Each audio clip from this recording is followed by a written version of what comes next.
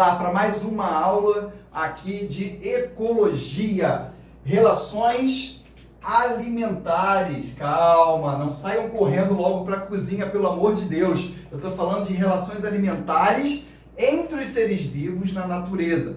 Nós chegamos a comentar na ecologia as relações alimentares entre quem? As relações ecológicas entre os seres vivos. Lembrando o conceito de relações ecológicas, que é qualquer interferência que um ser vivo faça no outro, consequentemente eles estão se relacionando dentro de um próprio meio.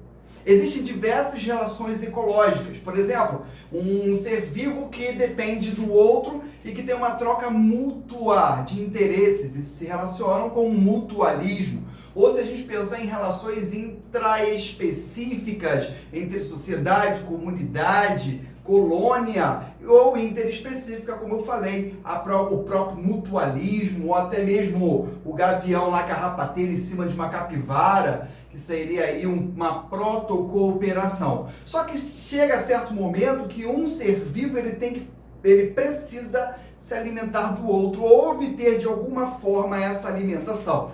Pensa comigo, o objetivo principal de nos alimentarmos e de respirarmos está aqui, ó, o oxigênio junto com os nutrientes dentro das nossas células, lá nas mitocôndrias, geram energia.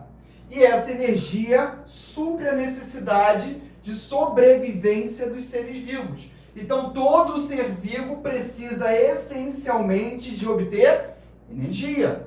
Mas como é que ele vai obter energia? Ué, respirando e se alimentando. Respirando é fácil. Tem a respiração mecânica que a gente tira do próprio ambiente. Agora, e os nutrientes? Como é que você vai obter? Existem duas formas de obtenção de nutrientes, de alimento. Existe a forma de produzir o alimento ou consumir já pronto do próprio ambiente. Então vamos lá. Dentro de uma rede de relações alimentares, o organismo ele pode ser classificado em produtor, pode ser classificado em consumidor ou classificado em decompositores. Digo ainda mais que os consumidores e decompositores fazem basicamente o mesmo papel, porém os consumidores consomem comida ou alimento vivo, já os decompositores eles são saprófagos, ou seja, se alimentam de partes ou seres vivos mortos. Mas calma, eu já vou relatar para vocês. Vamos botar o início de uma cadeia alimentar, de uma relação alimentar. Tudo começa no produtor. Por que tudo começa no produtor? Olha o nome, produtor. Ele produz o seu próprio alimento. Isso quer dizer o quê? Quer dizer que ele vai fazer uma reação química com elementos basicamente inorgânicos para produzir a matéria orgânica, que seria aquele alimento necessário para a produção de energia. Então, os produtores produzem a seu próprio sustento para produzir sua própria energia, podendo ser através da luz ou através de uma reação química. Se é através da luz, eu chamo de fotossíntese. Se for através de uma reação química, quimiossíntese. Esses quimiosintetizantes a gente vai ver posteriormente no ciclo do nitrogênio, onde tem a fixação biológica do nitrogênio através de bactérias quimiosintetizantes, ou seja, elas vão oxidar a matéria inorgânica para obter energia, para obter o seu alimento. Então vamos embora. Produtor produz seu próprio alimento, vamos ter aí como exemplo a própria fotossíntese. O que esse cara faz? Na fotossíntese, necessariamente ele precisa do gás carbônico que vem da atmosfera, da luz que pode vir artificialmente por uma lâmpada ou naturalmente pelo sol, e a água com os minerais que vêm do solo. Esses produtos reagem quimicamente e como resultado você tem a liberação de gás carbônico, a liberação de oxigênio e o aproveitamento da glicose. Essa glicose será utilizada como fonte de energia para esses caras. Mas tudo que é produzido por eles é consumido? Não. Parte desse alimento, ele é o quê? Ele é deixado na própria natureza. Ou seja, se existir um cara que consome os produtores diretamente, ele vai obter parte dessa energia. Ou seja, quem produz todo o alimento para a cadeia alimentar são os produtores. Por isso que dizemos que os produtores, eles começam a cadeia alimentar. O início se dá pelos produtores, porque o produto é produzido para toda a cadeia alimentar.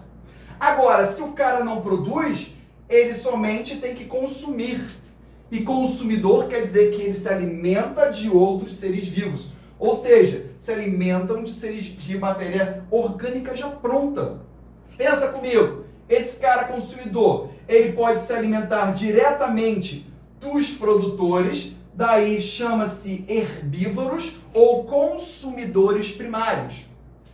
Se esse cara serve de alimento para outros seres vivos, nós chamamos de carnívoros, que são aqueles que se alimentam de carne essencialmente, não se alimentam de produtores, mas sim de outros seres vivos que já fornecem a ele a matéria orgânica.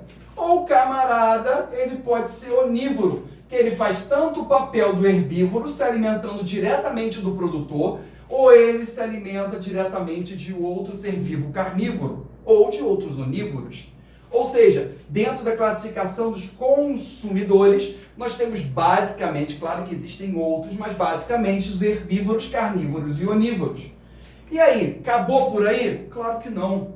Se a matéria orgânica foi produzida e foi distribuída a todos os seres vivos, eu preciso realimentar de matéria inorgânica os produtores. E quem vai fazer isso?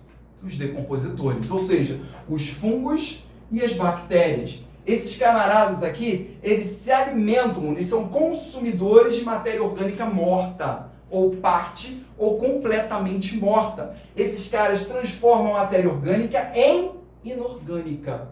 Lembra que eu falei que aqui a água como mineral é absorvido pela planta? Qual é a consequência? Quem fornece esse mineral? Fungos e bactérias.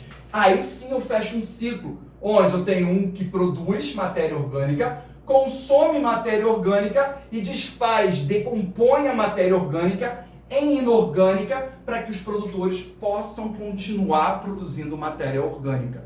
Ou seja, isso aqui fecha um ciclo que eu chamo de ciclo dos nutrientes, ciclo da matéria. Ok? Beleza, pessoal? Próxima aula, vamos falar sobre cadeia e teias alimentares, beleza? Beijos e abraços!